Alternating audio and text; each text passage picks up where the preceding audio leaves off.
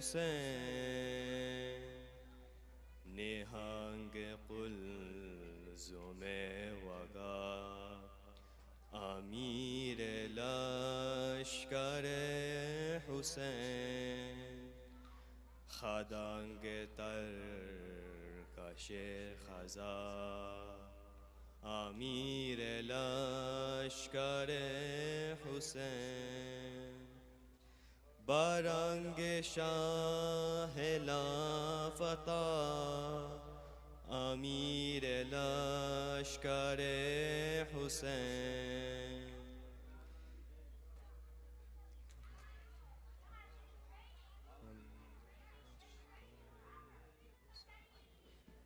جری دلیر با وفا امیر لشکر حسین وفا بہاد معجزہ امیر لشکر حسین زبر دشت نینوا امیر لشکر حسین یہ ذوالفقار حیدری یہ شیر بے شے نجف یہ تیگ و تیز ہاشمی نشان جورت صلب ہر ایک کمر کز نظر کفیل تشنگان تف ہر ایک کمر کز نظر کفیل تشنگان تف کنار نہر علقمہ تمام فوج کا ہدف کسی سے پر نہ رک سکا امیر لشکر حسین زبر دشت حسین زبر دشت نینوا امیر لشکر حسین بہادران صف شکن میں اس جری کے تذکرے دلاوران تیگ و زن میں اس جری کے تذکرے ہر ایک وفا کی انجمن میں اس جری کے تذکرے ہر ایک وفا کی انجمن میں اس جری کے تذکرے رسول پاک کے چمن میں اس جری کے تذکرے غرور آل مصطفیٰ امیر لشکر حسین زبر دشت نینوا امیر لشکر حسین حسین کا عقیب ہے حسین کا غلام بھی حسین کی سپر بھی ہے تبر بھی ہے حسام بھی حسین کی زرا بھی ہے کاما بھی ہے سہام بھی حسین کی زرا بھی ہے کاما بھی ہے سہام بھی حسین حکم دے اگر تو شمر سے کلام بھی وگر نہ وہ کھجا کھجا امیر لشکر حسین زبر دشت نینوا امیر لشکر حسین حسین اذن دے اگر ابھی یہ سب خود خلے ابھی عراق و شام کو ابھی حلب کو دیکھ لے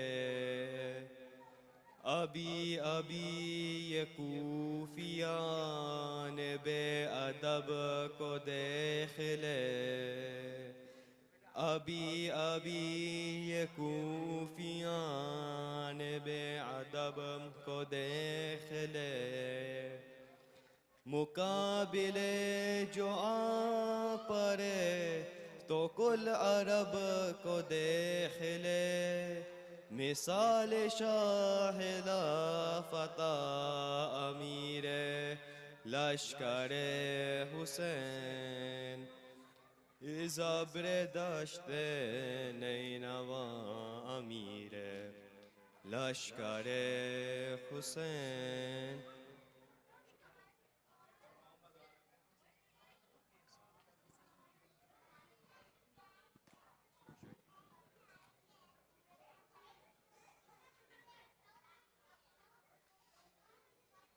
اشارہ امام ہو تو فتح میں درا ہے کیا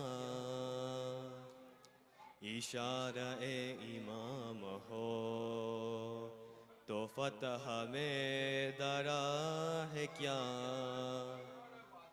شویاء مہر کے لیے یہ شام کی گتا ہے کیا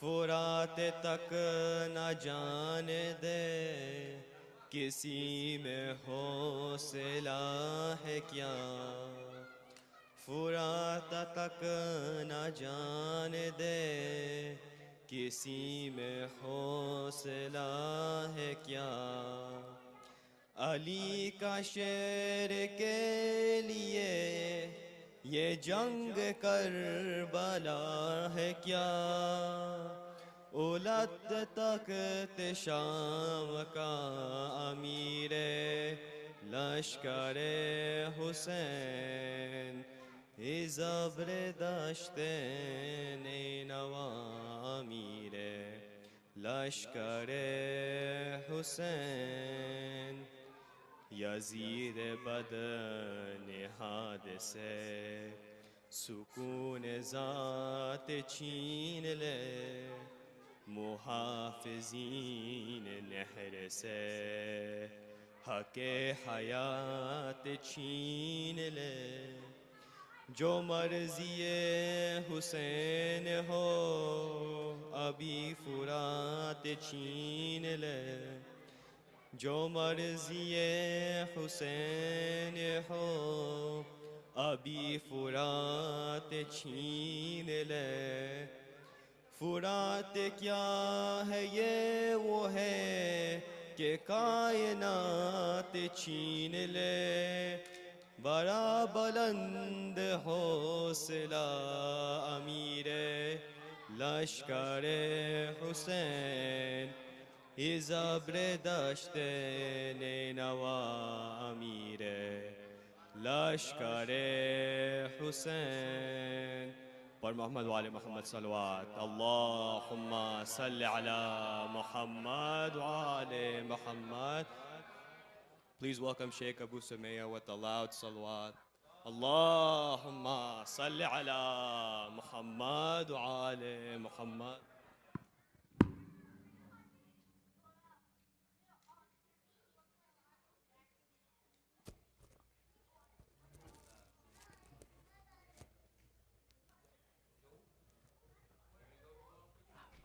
You can put it on silent.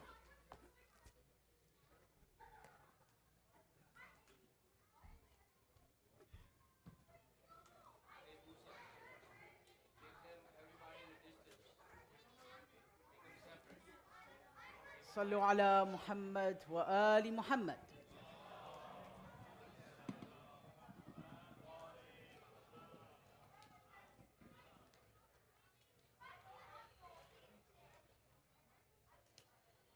أعوذ بالله من الشيطان الرجيم بسم الله الرحمن الرحيم وبه نستعين والصلاة والسلام على خيرة خلق الله أجمعين وهو رحمة الله للعالمين وهو أبي القاسم المصطفى محمد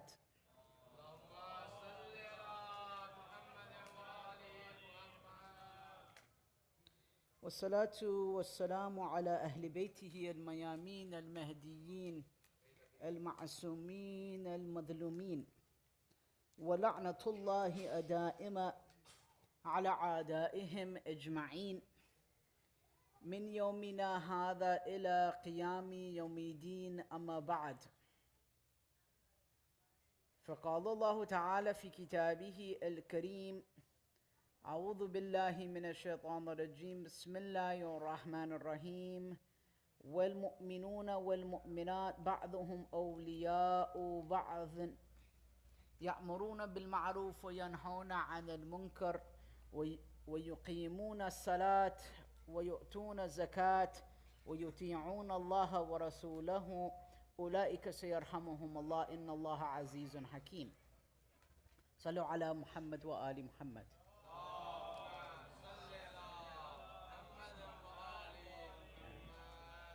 Could I get some water, please? Thank you. Jazakallah. So continuing on from last night,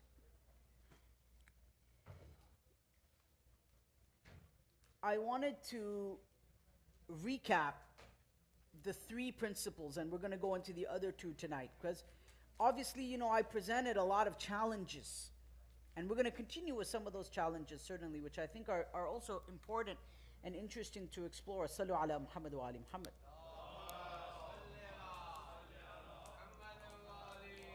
جزاكم الله ألف خيرا شكرا جزيلا. And the challenges of materialism, consumerism, and like the real life impact that these sometimes unseen forces, seen and unseen forces have on our life and our family life, our upbringing of our children, and so on and so forth. And that's why, you know, the principal question that I brought up on the first night was, what will our community look like 25 years from now, right? And that's the question that we've been trying to explore through these nights. And last night, I began exploring some of the possibilities for creating a plausibility structure for the survival of our community in a robust manner. Sallu ala Muhammad wa ali Muhammad. Allahumma salli ala.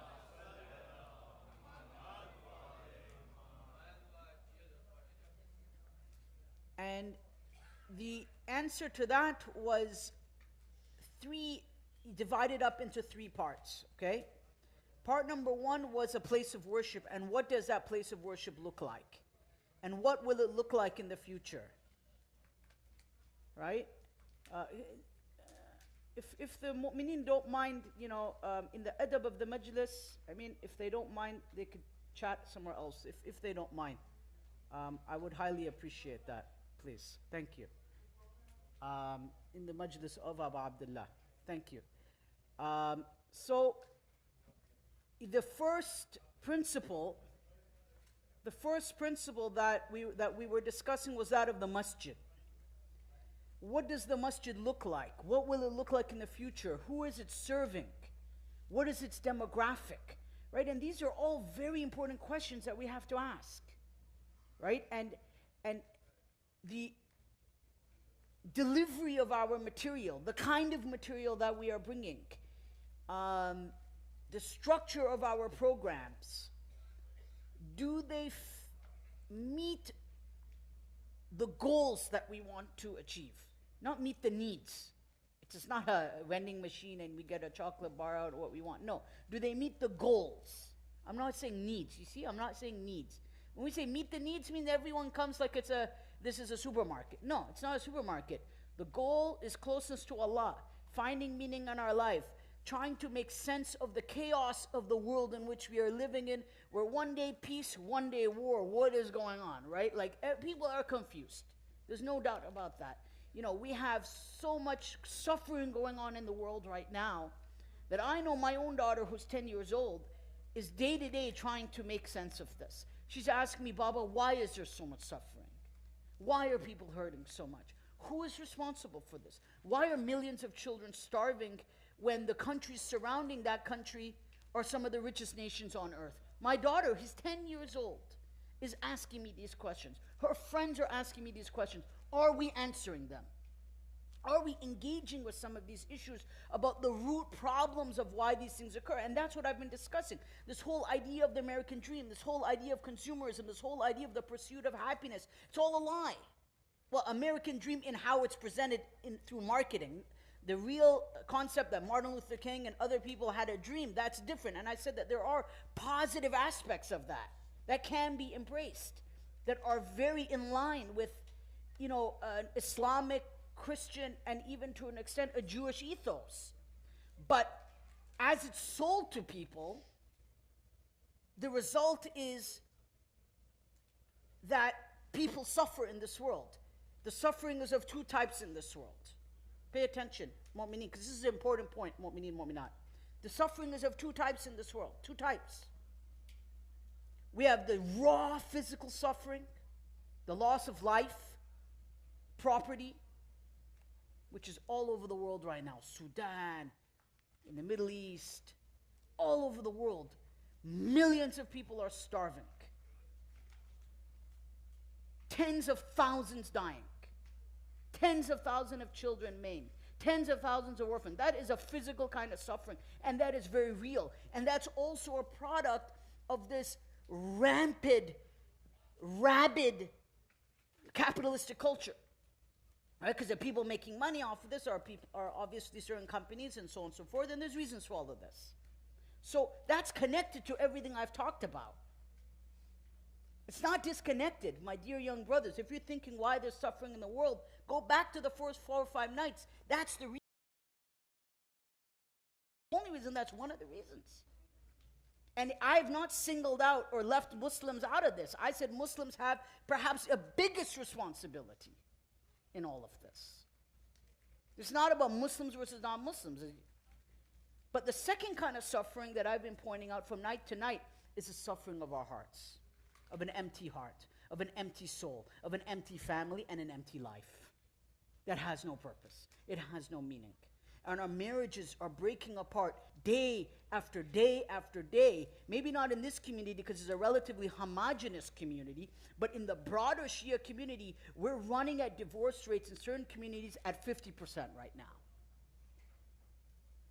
50%. Like I said, most of you brothers are from one town. This is not a sample of the Shia community, the broader Shia community, because of the homogenous nature of your community, right? So, and that's an anomaly, okay? The broader Shia world, even in Iran, their divorce rates are through the roof. Through the roof. I mean, birth rates are down, divorce is skyrocketing. Why? Because people think that they can seek their happiness through material progress alone. That's the number one thing. When couples come in to see me, and I don't do counseling per se anymore, I'm a professor in a university, but because, unfortunately, we have such lack of resources in our community that people like me also have to step up and step into these roles that I don't normally fill. And when couples come to see me, it's like there's no spiritual peace in their life. Did they remember the Prophet's hadith, forgive 70 times a day? Well, they can't forgive 70 times a day because their heart is so full of anger. It's full of angst, hala, as Allah tells. This hala, this just, there's so much discomfort and haraj and diq in their hearts. They've not found peace through prayer. They've not found peace through crying for Imam Hussein. That it's not giving them peace because they're not turning to Allah subhanahu wa ta'ala and saying certain things are out of my control. I will preach the message. I will be a beacon of hope. But at the end of the day, if people are not interested in it, say salam to them and move on. Right? So we lose our ability to emotionally regulate ourselves because we don't follow the sunnah of the Prophet. Right? We make small things into big things that the deen tells us not to make into big things. We make a mountain out of a molehill when the religion tells us exactly not to do that. But we do that because we don't have human beings are prone to lack of emotional regulation.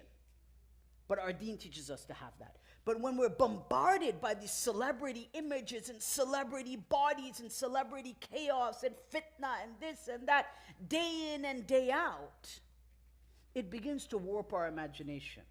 It begins to warp our worldview. And it begins to implant marad and sickness within our hearts. And it's so ubiquitous, it's so ever present, that many of us in this room don't even know that we're part and parcel of the problem. Many of us, we don't even realize that. So that's the second kind of suffering, which is spiritual suffering. Our brothers over there, they're not suffering spiritually. When they're praying the janazah over that 2-year-old baby, they have tears in their eyes and they're turning to Allah, thanking Allah, asking for Allah's justice. We don't have that same problem of buildings collapsing on our babies, pulling out their body parts and heads and fingers out of rocks. We don't have that problem. But we have something worse in a way. Or I wouldn't say worse, but something that it's worse because it's hidden. And that's the poison of non-stop desire. Body has to be perfect, wife has to be perfect, marital relations have to be like seen on TV and videos. Because this whole fantasy is curated for us. And we are truly the first generation. You know, Chris Hedges says this in an amazing book called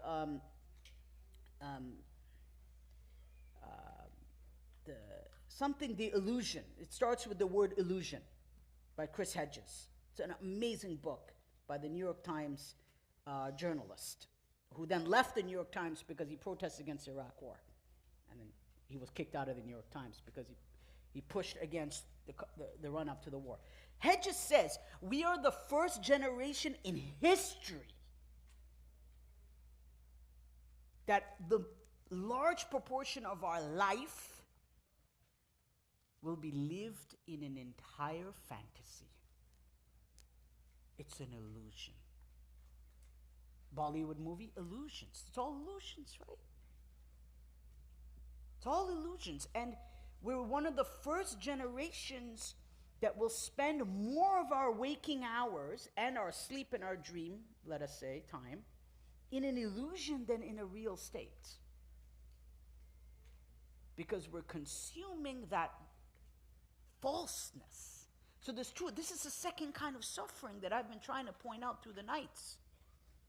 Our members and our masjids need to address that suffering. We need to be real about that suffering. We need to meet with couples before they get married and talk about what does a real marriage look like? What is patience in Islam? What is trust in God in Islam? What do these things really mean? The masjid needs to be a place of healing, of shifa.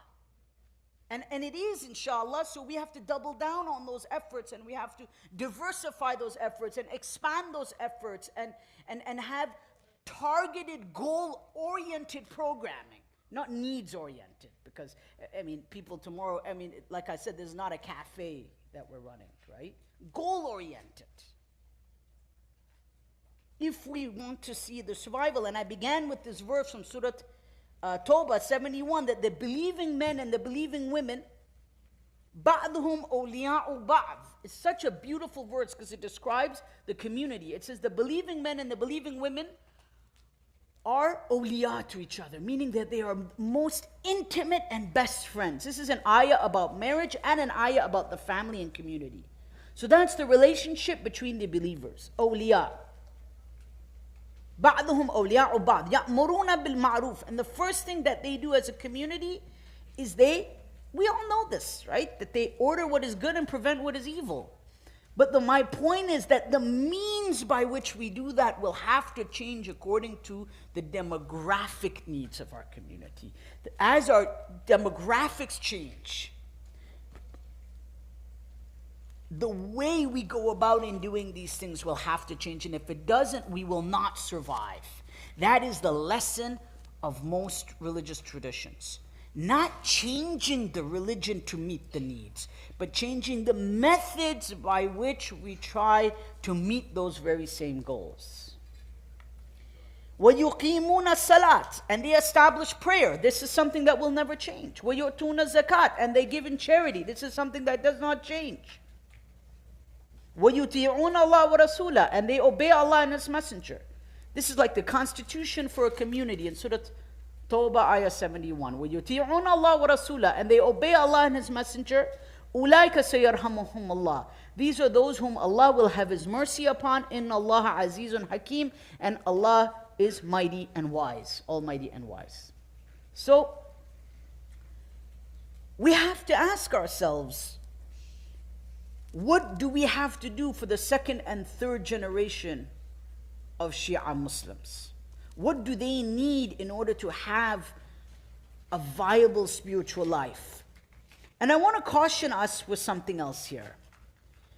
Because there is this trend that I'm noticing, before I get into talking about the other things that I want to discuss tonight.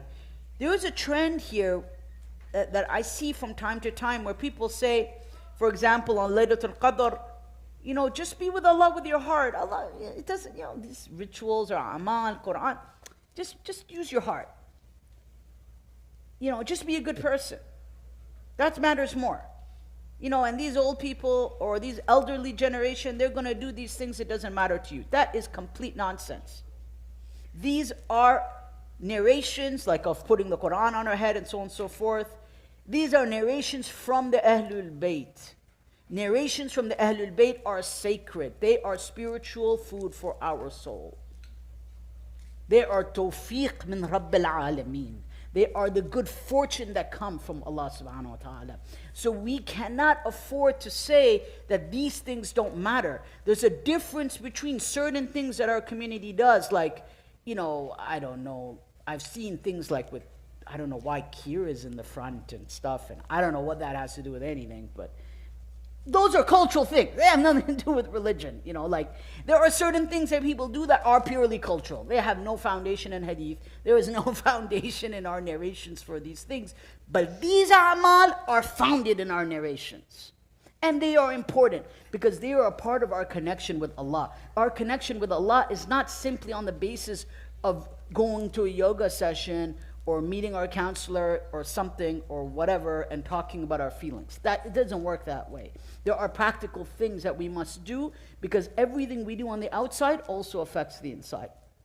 So these a'mal that we perform in the month of Ramadan, or for example on the day of Ashura, there are certain ziyarat and things like that, or the la'an, that is all things that are taught to us by the Ahlul Bayt. So my point is, mu'mineen, in the spirit of adapting to a new demographic, we never give up the narrations of the Imams. If we do that, then we are throwing the baby out with the bathwater. We are done. We will end up like other so-called communities of which now they have nothing left. Sallu ala Muhammad wa ali Muhammad.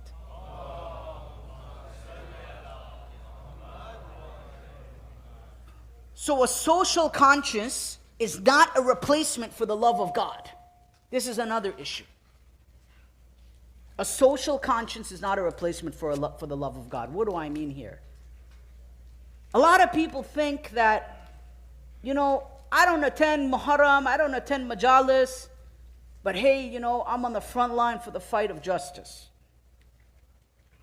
Or I don't partake in ziyarah or these things like this. or the remembrance of Imam al-Hussein, I do my own thing. No, this is an important part of our tradition. This is from the narrations of the Imams. This is sacred. This has thawab. This has reward in it. It has to be relevant, but it has reward. There is no such thing like I meet many youngsters sometimes and they're so passionate and they say, all you Maulanas are useless. I'm the one on the justice. You didn't join me in the protest for, I don't know, this Lives Matter or that or whatever. You didn't join in on that. You're useless and your community is useless, but we're the real Muslims because we're doing something in the public square. I tell them, slow down. Put it in reverse a little bit, Baba, okay? No, but this is really, the youngsters get excited. They get pumped up, they get excited, and they start, think that, they've read everything and they know everything, and this is, and this becomes a replacement for being involved in the community. This becomes a replacement for worship. This becomes a replacement for crying for Abu Abdullah. No. So I want to put that as an important caveat right now, mu'mineen. This is not a replacement. It goes hand in hand. It's right and left. We need both. They have to work together. It's not a conflict. And when the pendulum swings, it's just like left and right, isn't it? In politics, right? The pendulum swings so hard in the other direction, we'll go from medical assisted dying to, I don't know, to some other kind of extreme. I mean, this is how left and right swings sometimes, right? I mean, we see it on the Supreme Court and all these different things. But that's not healthy. Swinging like a pendulum is not healthy. And that's why our great scholars, real trained scholars, people who have a connection to our marja'iyah, understand this balance. They understand both parts. They're able to talk about both parts. Zakirs are not able to, or they're not necessarily at that level to have a complete understanding of this.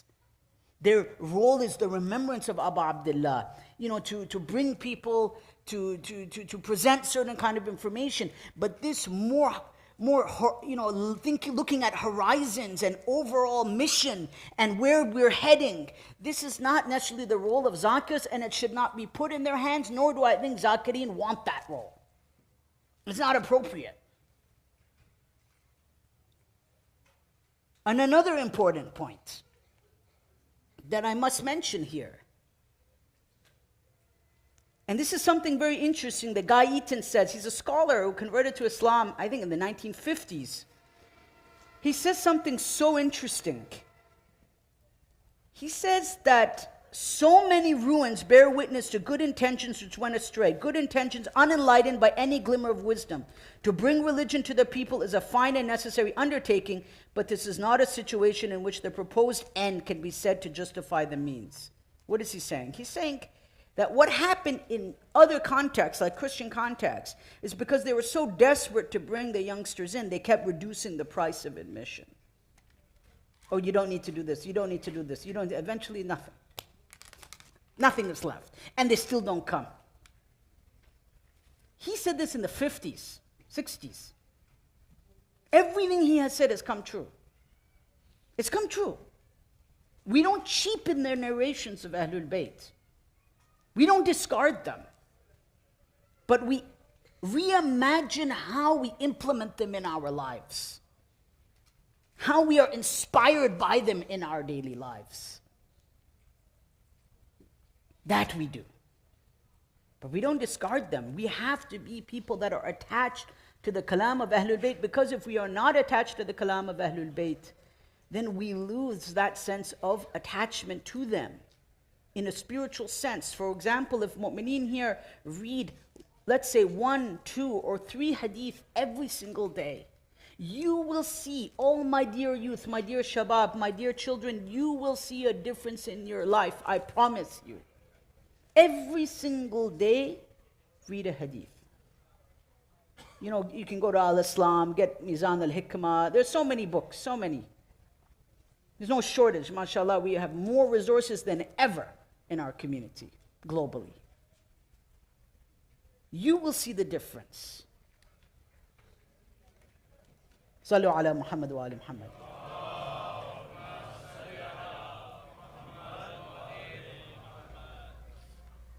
And then the second thing that we need are professional communities and think tanks. And we already have some of this, but we need more. Because in order to support this high-level thinking, not only high-level thinking, this kind of reimagining of how we execute goals, we need the coming together of financial professionals, academics, people of all different stripes need to come together. We need to strengthen our professional networks. We need even more charities, because the role of charities, professional networks, and think tanks are to support these initiatives. They become that kind of backbone for these initiatives. They become a source of not only funding, but intellectual stimulation for our community. These are all things that, this is infrastructure by which second and third generation religiosity is I don't think it can live on in a very vibrant and viable manner without these institutions. I'm not saying it won't, but in a vibrant manner. And we have to be creative and purposeful in how we do this. So for example, mashallah, in this community alone and across the America, there are so many professionals. So many professionals, qualified physicians, accountants, so on and so forth, ulama, should come together, form, get to know one another, exchange ideas with one another. But the foundation of such organizations have to be goal-oriented. The goal is not, let's all get together and exchange stocks so we can get richer. That's not the goal. The goal is, this is what we want to see our community. We want to be in the party of Imam al-Zaman. We want our children to observe hijab. We want our children to marry within the community. These are our goals. So we're going to come together as professionals. We have financial ability, intellectual ability, social mobility. Some of us have contacts within the broader society. And we come together, led by scholars, to execute those goals. Catholic, Jewish, Hindu, Sikh, all have these think tanks. Buddhist even. Bioethic think tanks. How many bioethic think tanks do we have? Imamiya medics, okay, doing his work, but to what extent is that guided by a very clear and developed faith mission? To what extent is it largely secular, a secular organization? I don't know. I'm not condemning Imamiya medics at all. It's a very important, the charity they do, may Allah bless them even more. I'm talking about ways we can elevate ourselves even further. To what extent is it goal-oriented to have our children be, inshallah, in the party of the Imam of the time? To preserve our deen. To preserve our values of human life. Like Catholics have institutes on bioethics. On the ethics of the end of life. They have entire institutes just devoted to bioethics.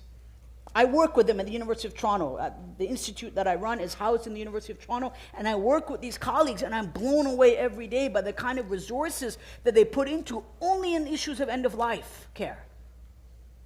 The coming together of minds, scholars, all kinds of things, but led by spirituality. Their cardinal and their priests or their top theologians always have the most important role to play in guiding them. They're not a secondary sideshow. This is important. Their top theologians are not a sideshow, a side piece, kind of like, okay, come and do Surah Fatiha, lead the... Oh, we had namaz. No. Are we inspired by the philosophical principles that Islam has put forward with regards to the nature of life and what life means? So this is how a Catholic bioethics center operates. Sallu ala Muhammad wa ali Muhammad.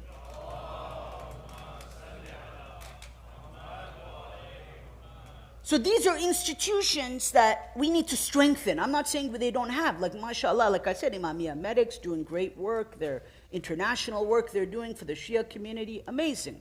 But that doesn't mean that we can't have more deeper philosophical, religious engagement and information.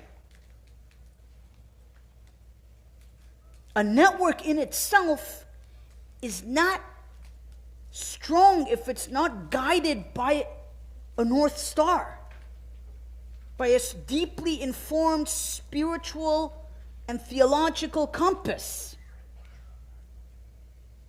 Otherwise, it's just brothers and sisters talking about, okay, well, I'm a neurosurgeon, you're a physician, or I'm an accountant, so on and so forth. Okay, what does that do now?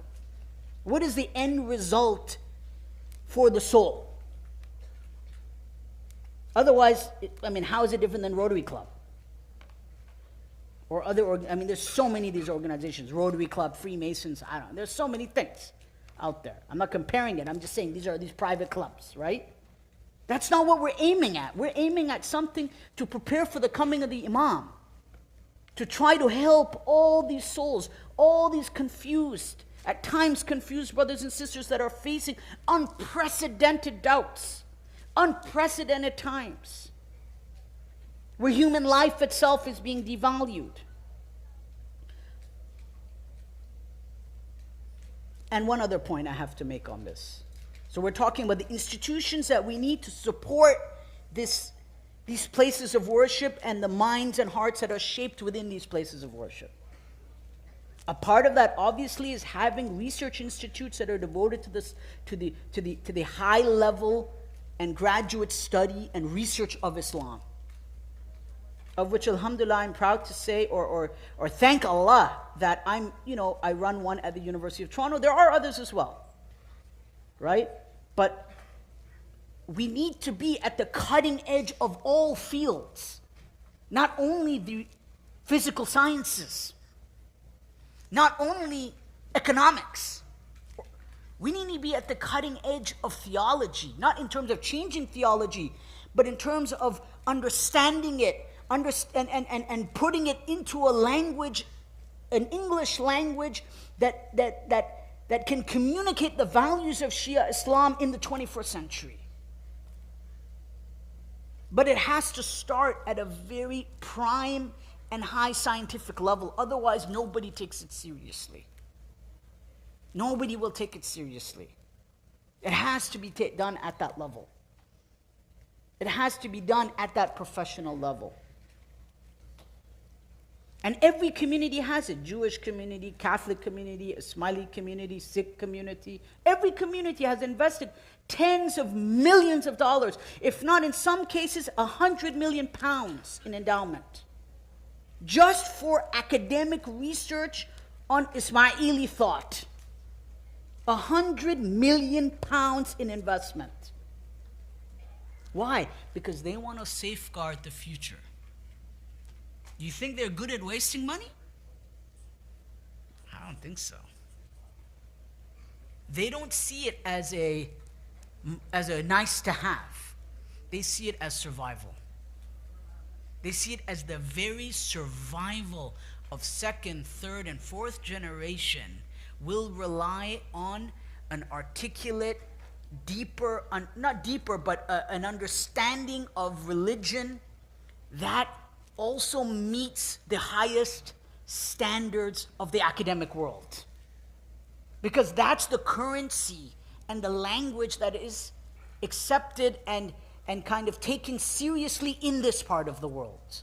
When you want to sit at the table with thinkers, that's the language that you have to be able to speak. That's the level at which you have to work. Ismaili, Catholic, Anglican, Jewish, Sikh, even Tamils. Even Tamils. I don't even know. I think it's for Tamil culture or something. They've invested over 5 million just in one program. 5M. The Tamil community. And they're not a wealthy community in Toronto. They're not a wealthy community. Why? Because they know that that culture is so important to them that the downstream benefits of this investments in knowledge and innovation, not always in the robotic and AI, because that has a lot of money, will pay off. Sallu ala Muhammad wa ali Muhammad. And all of this should be across all Shia cultures. This is not limited to any race. And the beauty of Shiism today and these professional networks is they're made up of all different kinds of Shia. Lebanese, Iraqi, converts, African Americans, all different kinds of people. All different kinds of people, different colors, different stripes, different languages, male and female, brothers and sisters. It cannot be limited. We have to open our horizons. And a part of that solution is number 3. So I went through number 1, which is our masjid. Reimagining how we deliver the goals, not to the needs. Needs are to fill hearts. That's a given. But how we do that, it has to be goal-oriented. We have to think of language. We have to think of program format. We have to think of all of these things. Number 2, we need think tanks and associations that are at the cutting edge of knowledge and innovation. Again, to serve those same goals. Those think tanks and institutions must be mission-oriented. It's not a hangout club. We already have that. The brothers can sit and have dinner together. They can meet up at a restaurant. We can do that. It should not be just a hangout. It should be mission-oriented. By mission-oriented, I mean to find meaning and peace and security for our Shia religious identity in the 21st century. And number 3, Islamic schools. This is an utmost important thing. Islamic day schools. And even a college at some point, and that's what we're building in the University of Toronto, a graduate program in Shia studies. Alhamdulillah, in Toronto, we have 4 full-time Islamic schools, Shia Islamic schools. Each one of them are full. 4, not 1, 4. And they're made up of Iranian, Lebanese, Khawaja, Pakistani brothers and sisters all together. All mixed. Our teachers are Lebanese, our teachers are Iraqi, some of our teachers are converts, but they're Shia. 4 schools. And these schools should be run in the most professional manner. But again, goal-oriented. Having 5-time prayer in a school does not make it Islamic. Celebrating 1 or 2 or 3 or 5 religious occasions a year does not make a school Islamic. This is what you call the add-on method, right? You just want to take something from the public system and inject a little here and inject a little here. No, you want academic excellence, so you have to have teachers that are fully qualified. You have to have an administration that has experience, financial and educational experience, and the right, proper professional qualifications from this part of the world. That has to be there. But again, they also need to be mission-oriented. They have to be. Why do they have this institution? What is the ultimate goal? How are they going to get there? That is, to find meaning in our world, to find peace in our hearts, to get closer to Allah, to get closer to the Imam of the time. So if something does not check that box, it's out. Why does it have to be a fight? There's no need for an argument if you're mission-oriented. From the top to the bottom, mission-oriented. In terms of the theology and our beliefs and our aqaid, has to be solid. Then the teachers we hire, the training that we give them, integrates all of that into a holistic, organic structure. And that's what an Islamic school looks like. And without that, we're missing a huge piece for our community. A place where our children's spiritual and intellectual growth is not seen as 2 separate things, or seen as one and the same. They're not separated. When we teach science, we speak about the signs of God, but they also have a state-of-the-art physics lab where they can do experiments. But their teacher reminds them about how this demonstrates God's signs, and so on and so forth. Sallu ala Muhammad wa ali Muhammad.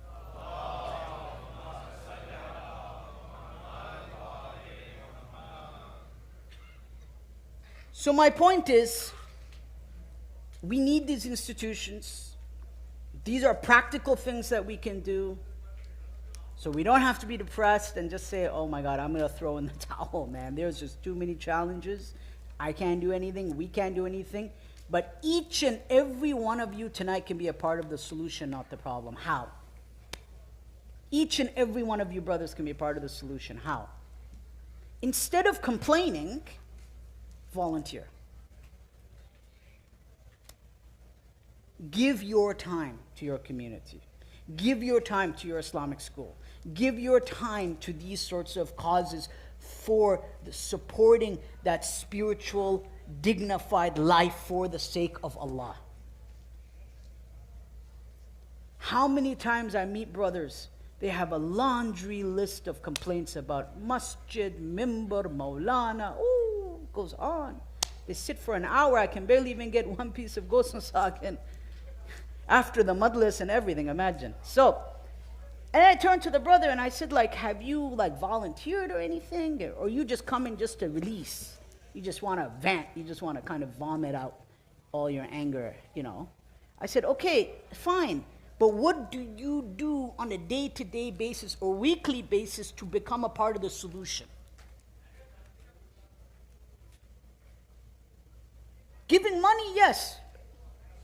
Alhamdulillah, Allah tells us in the Quran, we have to give. We have to give to causes that are mission-oriented, meaning towards Allah. La ilaha illallah Muhammad Rasulullah, aliyun wali Allah, we have to, yes, fine.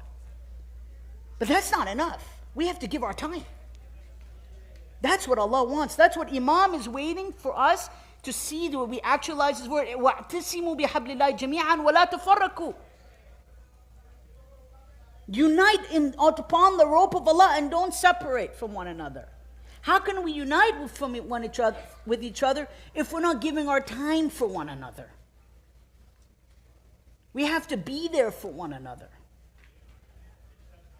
We have to be there for our community, for our Islamic schools, for all of these things. Each and every one of you, I'm sure, have something that you can give. Something that you can give tonight. Let's not wait until tomorrow, mu'mineen. Honestly, in the name of Imam al-Hussein, we talk about Allahumma ajjali waliyak al-faraj. Yes, but the Imam needs us to come together. And if you're already giving something, may Allah bless you and give you tawfiq to continue doing that work. But this spirit of volunteerism is what will keep our deen alive. And then our children see this, and they will inherit that. And this center will be here 25 years from now, 30 years from now, 50 years from now, because we've set the example for our children. So how do we spend time with our kids? Son, we're going to the masjid, we're making the tea tonight. Son, we're going to the masjid, we're going to set up the chairs. Son, we're going to vacuum tonight. We're going to do this. These are our tasks tonight. This is what we've done, you know, and this is how we're going to do it as a family. We have to think this way. Rather than being passive consumers and saying, what is masjid going to give me? What is school going to give me? What is Imam Barga going to give me? What are we giving Imam Barga? What are we giving the Husayniyah? That is the key, I really think, to the survival. And I think in certain communities, with all their challenges, they've been able to kind of harness that. Like in Toronto, mashallah, we have so many volunteers, like there's a waiting list. There's a waiting list sometimes, like there's too many. Mashallah. Like they're almost competing to volunteer. The chai team is a chai team, don't mess with them. You know, Fatiha team is a Fatiha team, don't mess with them. Tabut team is Tabut team. They have their thing. The burial committee is burial committee. And they run like a, and the amazing thing is that my friends' children who are seeing their fathers doing this want to join because they look up to their dads or they look up to their moms. And they're like, mom's always at masjid, mom's getting the tabuts ready, or mom's teaching a madrasa, mom's teaching Quran, whatever. I want to do that. Rather than spending that time at the mall or whatever else it is. This is something practical that each and every one of us can do now. If there's some sign-up sheet, I don't know how this community works. Inshallah, each and every mu'min brother and sister, if they're not doing something, they can inshallah step up and do something. Sallu ala Muhammad wa ali Muhammad.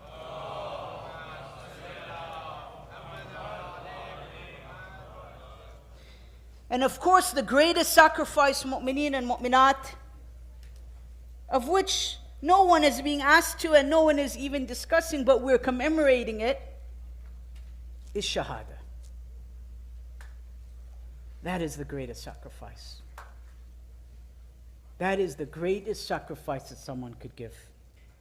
And we read, mu'mineen, that after the shahadat of Abdullah bin Muslim, the family of Abu Talib started coming out to fight.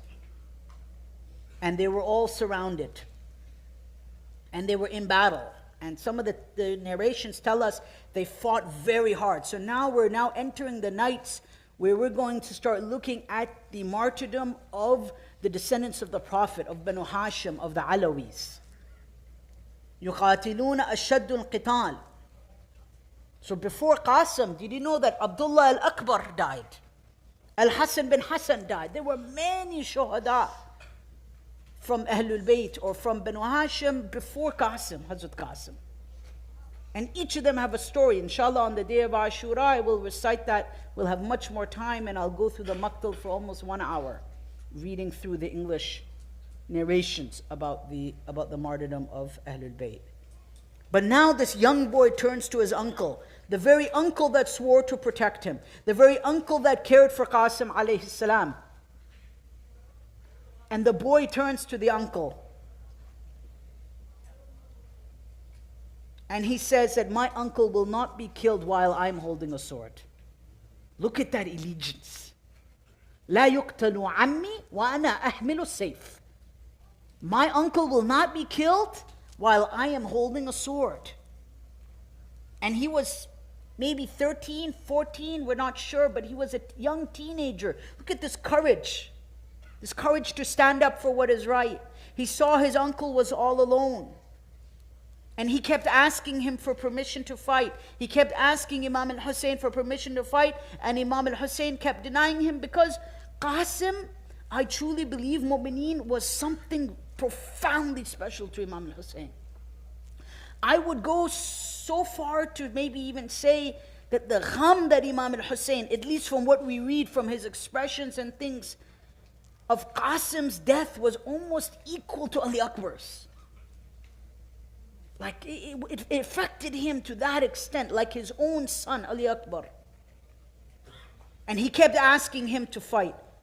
And Imam Hussein looked at Qasim, and again the narrations say the Imam began to cry. The Imam cried many times on the day of Ashura, mu'mineen.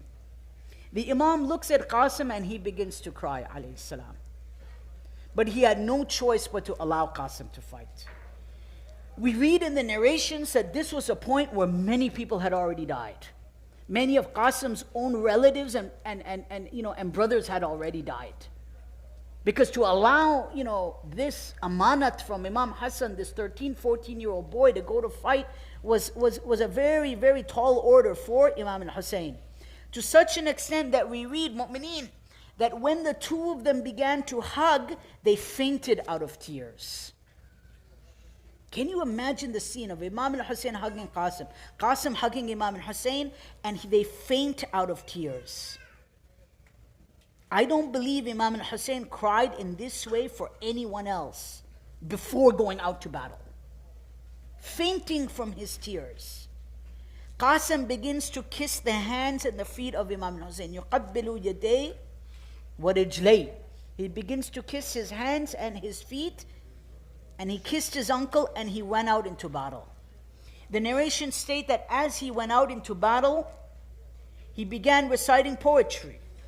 He said, if you do not know me, then know that I am the son of al-Hasan, the grandson of the Prophet. So he's announcing to the community who he is. He's announcing to the community who he is. And then he had so much courage that my heart is almost terrified to tell you what happened here. Such that even the heaven and the hell would weep, the narrations say. That he charged out, but he was too young to ride a horse. So he wasn't able to ride a horse. And as he charged out, he had a sandal, he had a slipper on. His face was like the full moon. And as he ran out into the battle or went out to fight, the narrations tell us that one of the straps on his sandal, the string, broke on his foot as he was running. And as he bends down to fix that sandal, imagine this situation. He's bending down. The sand must have been burning.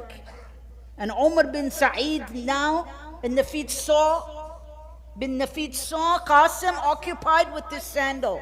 And he said, by Allah, I am going to fight him. By Allah, I am going to attack him. Hamid bin Muslim gets involved in the situation. And he says, Subhanallah, what is wrong with you? Have you not had enough? Ma turidu bidhalik. He's just a kid. Why do you want to fight him? Why do you want to kill him? Imagine this situation, mu'mineen. Hamid bin Muslim finally interferes. He could not take it any longer. He begins telling this person off. What are you doing? This person is just a child. He's bending down to fix his slipper, and he attacks him, and he hits Qasim on his head, alayhi salam, for and then the boy fell onto his face, and he began screaming, Ya Amma, Ya Amma. He begins screaming and calling out for his uncle Hussein ibn Ali. For Jalla al-Hussein. Hussein comes out of the tent. He's storming like an angry lion. The narrations tell us that even the lines began splitting for the horse of Imam al-Hussein alayhi salam as he bolted on his horse towards Qasim. Hussein is battling with other soldiers. He injures them. He moves them out of the way. He comes charging towards Qasim. The dust is now settling. He's standing over the body of Qasim. Assalamu alayka ya Hasan al-Mujtaba. Imam al-Hussein is standing. The narrations say that there's dust everywhere, sand everywhere, complete chaos. But it was too late. In the midst of the chaos, the horses completely trampled the body of Qasim alayhi salam. His body was completely crushed under the weight of their hooves. Imam al-Hussein alayhi salam is now standing in front of him. The narrations say that his feet are hanging out. He's standing in front of him. And the narrations say you could just see Imam al-Hussein standing, frozen almost, quiet, standing over the body of Qasim. Can you imagine this situation? And he says, it is hard on your uncle. Azza wallahi ala ammek. It is hard on your uncle, that you called for him and I could not reach you. Imagine this cry of Imam al-Hussein, the desperation of Imam al-Hussein. He said that you cried out for me, but I could not help you. Yet we have so few allies, we have so few helpers, but we have so many enemies among us. Imam al-Hussein alayhi salam now carries the lifeless body of Qasim back to the tent. The narrations say that Qasim's feet are dragging in the sand as the Imam brings him back to the tent. Now Hamid bin Muslim narrates to us that the Imam takes the body of Qasim. He begins putting him to his chest. Sadruhu ila sadri. Imagine the situation. Imam is holding Qasim alayhi salam to his chest. The lifeless body of Qasim is being embraced by Imam al-Hussein. Then the Imam lifts his head towards the heavens. وَرَفَعَ رَأْسُهُ إِلَى السَّمَاءِ. The Imam lifts his heads to the heavens and he says, Oh Allah, do not leave any one of them. وَلَا تَغْفِرْ لَهُمْ أَبَدًا. Oh Allah, don't forgive any one of them. He then turns to his family. He turns to his relatives. He says, Sabran, ya banu umumati sabra. Have patience, oh my cousins, oh my family. Have patience, please. Ya Ahlul Bayt sabra. Have patience. Imagine the tears. Imagine the situation of Imam al-Hussein alayhi salam. He says, after this day I promise you, you will not see another day of hardship. This was the wa'ad and the promise of Imam al-Hussein alayhi salam to all of his families. La ra'aytum hawanan ba'da hadha al-yawm abada. You will not have difficulty after this day. لعنة الله على قوم الظالمين. يا حسين.